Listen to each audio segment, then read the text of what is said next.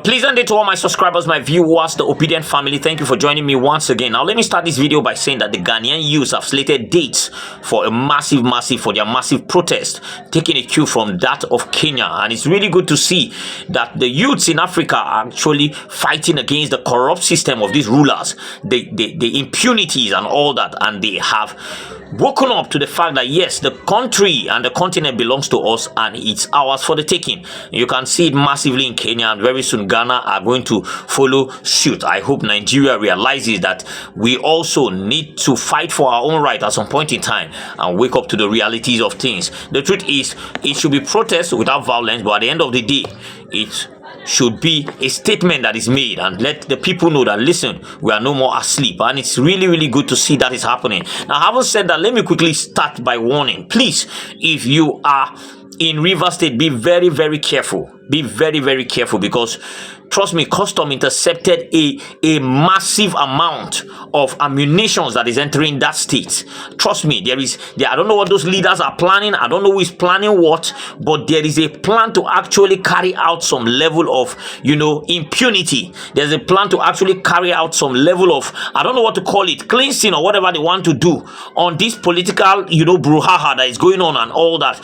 Please be very safe. It's quite unfortunate that these men don't consider the lives of Nigerians when they want to carry out their haste. One of the biggest causes of insecurity are politicians in this country. I remember a time when they said blood and whatever will spill and everything, and they went to go and start recruiting mercenaries that were going to carry out the stuff because for election purposes. After election, let them if anything happened wrong, if it didn't go as planned, let them cause chaos in the country. And at the end of the day, they won. They sat down in the seat of power, but there was no way to control these people again. They have formed a very strong force, and now because there are no money coming out of the government, they result into kidnapping people, they result into messing up with people and all that. And that is how insecurity gradually creeps in.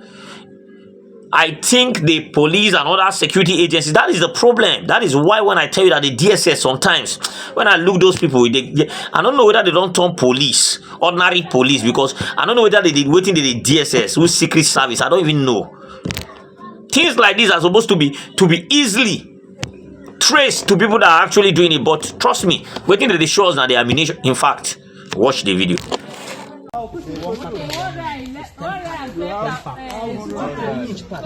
One house.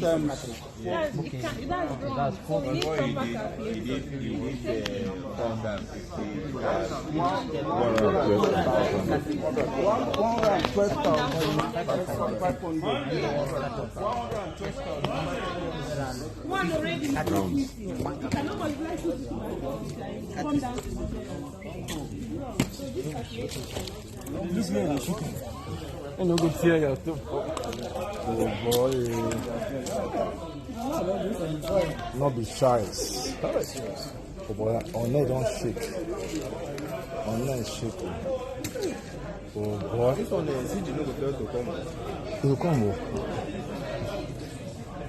Now, these ammunitions were making their way into Rivers State and were intercepted by the custom. Now you can see the large amount, the huge amount of guns and stuffs that are going to be used to fight, and only God knows who those that actually smuggled these into the country are. Only God knows, because the custom will never ever tell us. They will tell us now only half-baked information that they give. They will not tell us who are the root of this thing, and only God knows what they are planning in Rivers State. And that is why I said be very sensitive to whatever is about to happen. Let's get back to the video and then we'll continue. You've seen it, right? What they are showing us is just, we intercepted this, we did that, going to Rivers State. This was actually going to Rivers State. And then they were able to intercept it and all that. And then they have not said, okay, who are the culprits? Who are the people involved? Who are the smugglers? Nobody's saying anything. Because we are in a country where a man came out to expose smuggling and how that most of these guys in the custom, their hand they involved, all the big guns there. And then called some people that, strong men for Nigeria, see what did they do. Instead of made a go, they mess with the people where they guilty of this crime. After a journalist risked his life, had to go undercover, pretend to be a smuggler to be able to know, which anything for that happened to him. What the police were doing, where they are pursuing him to catch him and lock him so that they can seal up his mouth. That is why you can never see that things are smuggled into this country and they catch one person or two people. Now only the poor ones will smuggle, and the person will send them, we know they ever see that person. And whatever they are planning in River State, the people should be ready. Because I'm telling you, this one night they intercept, we never know how many don't pass. A tussle between two groups don't supposed to get to this level where the lives of the citizens will be threatened. Seeing this thing this time around, I say no. This thing after escalating beyond the point it's supposed to be.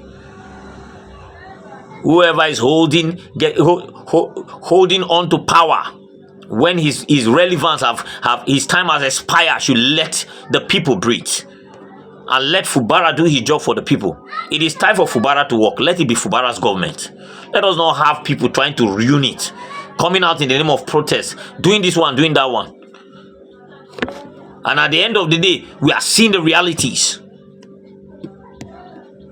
This is too bad.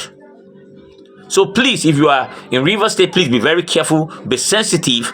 Don't just go and join the crowd and do anyhow. Be very, very vigilant, because trust me, there are ulterior motives. There are motives behind. There are plans that are going on behind. Now, having said that, it is quite unfortunate that we are still in the place where you see young, vibrant Nigerians come to grant media interviews and everything on live television, and they want to defend something that is indefensible. And most times, Rifai, the very good man, used to always take them to drag them, rob them in the gutters, make sure he openly disgrace them, and show what a public shame they are. Watch this video, and when I come back, we will wrap this up. Before you look at the next level, you have to look at what you have done. President TINUBU promised CNG buses. Where are the buses? Have we had a rollout? President TINUBU promised palliatives. Where are the palliatives? President TINUBU promised better economy. We have over 11% inflation rate, from 22% when he got power to over 33.9%. President TINUBU... Give you timeline, hang on a minute. Let me finish, please. President TINUBU promised, the CNG bus he promised was within a 1-year timeline between last year and now. The palliatives, these soft loans for small businesses, where are they? The president promised. Also, the president promised, a stable, enabling environment for businesses. But GSK and most businesses have left Nigeria. Microsoft too, packing their bags. Most of these companies are leaving. So the question is, all the things President TINUBU announced as promises mid-year last year, to be able to cushion the effect of the economy. He promised 100,000, 150,000 hectares farming across states of the Federation. Where are the farms? President TINUBU also promised from the National Grain Reserve food to the people. Where is the food? He provided student loans for the students across the country. Why don't we focus on that? Yeah. So good. We're having an interaction. I love you. I love you so much. We're having an interaction. Good. Thank you. Same here. I love you greatly. I'm your fan, yeah. I'm your fan too.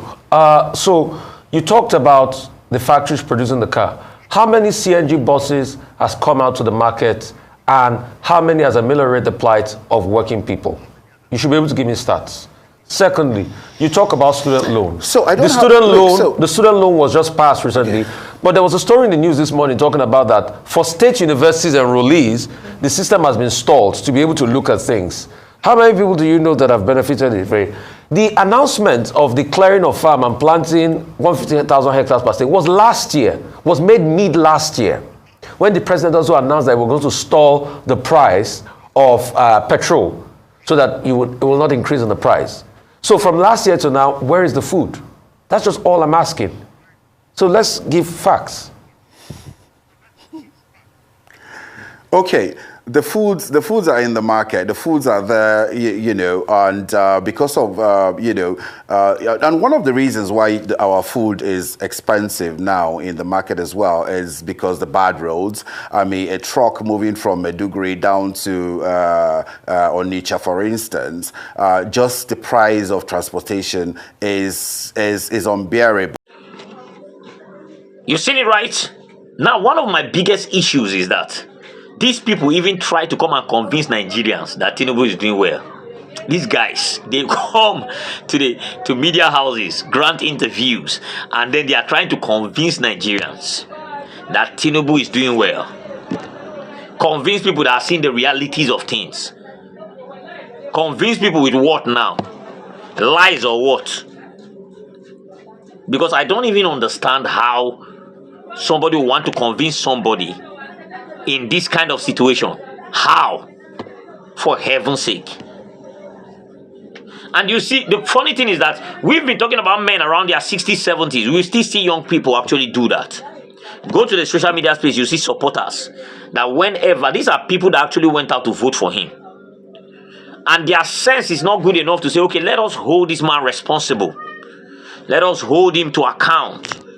Let us hold him to account for what he promised that he has not fulfilled. At least, the least you can do if you go out to vote somebody and the person is not doing the needful, you will be the one to say, okay, my responsibility is to remind this person that you promised us so and you've not started doing it. So put it to action, please. That is what I expect. But they will come to the social media space and the first thing they will say is, TINUBU will succeed. Me and my family is saved in Jesus' name. And then they will defend what they don't even know. How can you be defending failure? And tomorrow you say this one have sense in it. There are most of them, you see them, they will put PhD, DR. How they even get to that level is what is shocking me. He's a young man that's supposed to even be calling on Nigerians and say, okay, for us that voted this man into power, our job is to now start holding him responsible for the promises he gave to us. If he must succeed, we must tell him, these are the wrongs you are doing, fix them. How do you, as a human being, don't criticize something properly? You are one-sided because it's your tribe, it's your religion, when we are way past that level right now. It doesn't matter whether you voted for him or not. Your job is, if you vote for somebody, is your job. It's just like how we went out to vote for all those people sitting in the National Assembly. And every single day I come out here to say they are colossal failures. And no fear talker. And I keep telling obedience, I say the next time they come, remove them. Nobody should vote for them. Because these people failed in their promises. So with the obedience, we don't do that sentiment. There are no sentiments of, we voted for the person is our person, so we don't condemn. No, we literally, what we are looking for is good governance.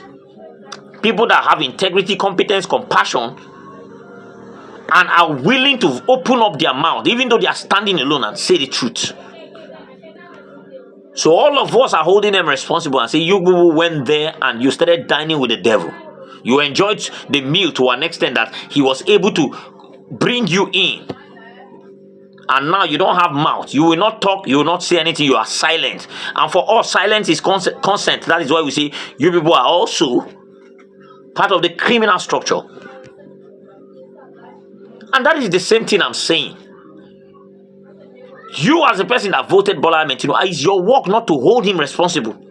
And say these are the promises you made to us anyway. He didn't even make any promise. He promised to increase taxes. He's actually doing it. He promised to reduce the purchasing power. He's actually doing it. So those things he promised, actually doing it. That little one that they can't even hold him. They are looking for soft landing. But I thank God for the lacks of refine that they hold no prisoner. They will speak truth to power. They don't care how you feel about it.